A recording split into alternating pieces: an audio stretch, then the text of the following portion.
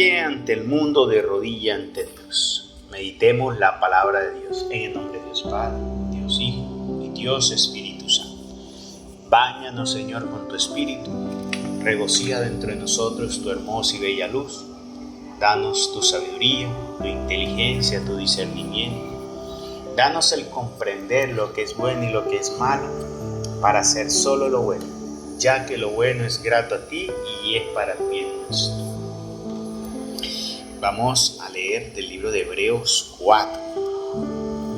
Hermanos, mientras está en pie la promesa de entrar en el descanso de Dios, tengamos cuidado, no sea que alguno se quede fuera. Porque a nosotros también se nos ha anunciado este mensaje de salvación, lo mismo que a los israelitas en el desierto, pero a ellos no les sirvió de nada oírlo, porque no lo recibieron con fe. En cambio, nosotros que hemos creído, ciertamente entraremos en aquel descanso al que se refería el Señor cuando dijo: por eso juré en mi cólera que no entrarían en mi descanso. Los trabajos de Dios terminaron con la creación del mundo, ya que al hablar del séptimo día la Escritura dice que Dios descansó de todos sus trabajos el día séptimo. Y en el pasaje de que estamos hablando afirma que no entrarían en su descanso. Apresurémonos pues a entrar en ese descanso, no sea que alguno caiga en la infidelidad como le sucedió a los israelitas. Palabra de Dios, gloria a ti, Señor Jesús. Si pudiéramos resumir esta palabra en una frase, podríamos decir que para entrar en el descanso de Dios necesito mantener mi fe.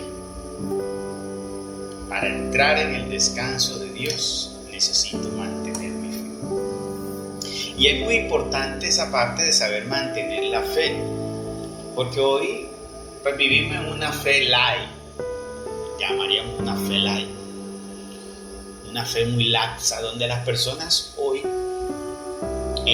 viven las cosas según el propio acomodo y conveniencia de cada uno, no como Dios manda, sino como a ellos les gusta. O sea, cumplimos hasta donde nos gusta, ¿sí? Porque si verdaderamente, porque todavía tenemos personas que están incumpliendo los mandamientos y están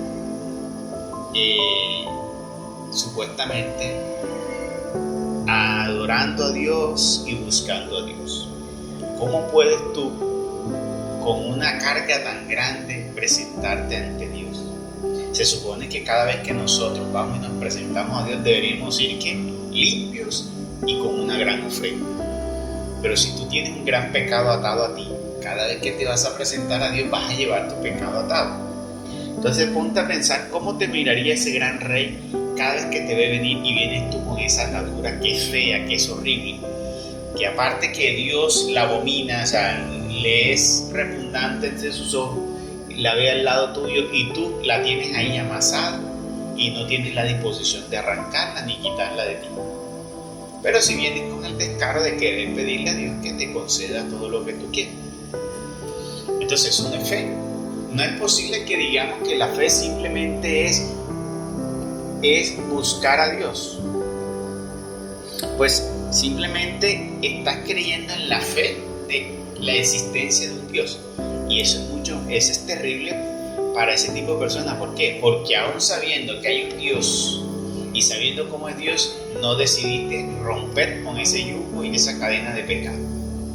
O sea, tú libremente decidiste quedarte con el yugo, a pesar de saber que Dios no te quería con ese yugo y que no le era grato verte con ese yugo. La verdadera fe que nos habla ahora aquí de entrar en el descanso de Dios es la fe que nos lleva a actuar conforme a Dios y que nosotros desde ya comenzamos a visualizar ese descanso. Cuando Dios se refería a entrar a mi descanso, se refería al momento glorioso donde estaremos todos disfrutando. Solo será goce, alegría, fiesta y disfrute de toda la obra de Dios.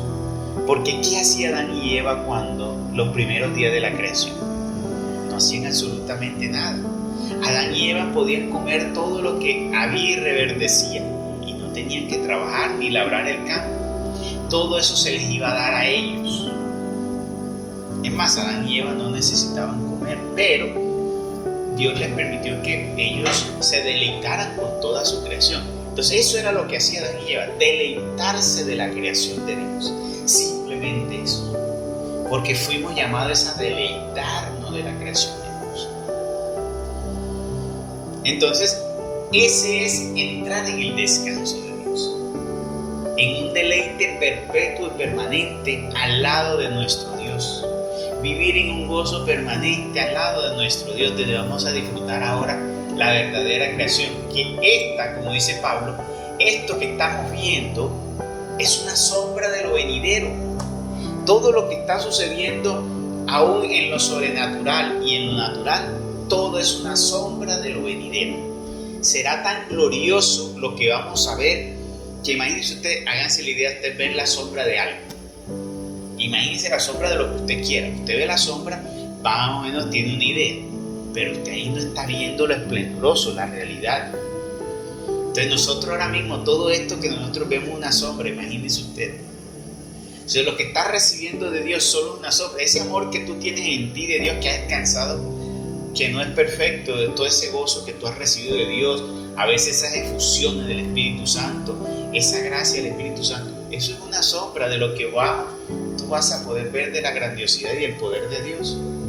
Así también, si tú ahora mismo estás viendo en el mundo cascadas hermosas, mares maravillosos, paraísos tropicales hermosos, ves grandes y bonitos animales, frutas, rosas, todo lo demás, todo eso es una sombra de lo venidero.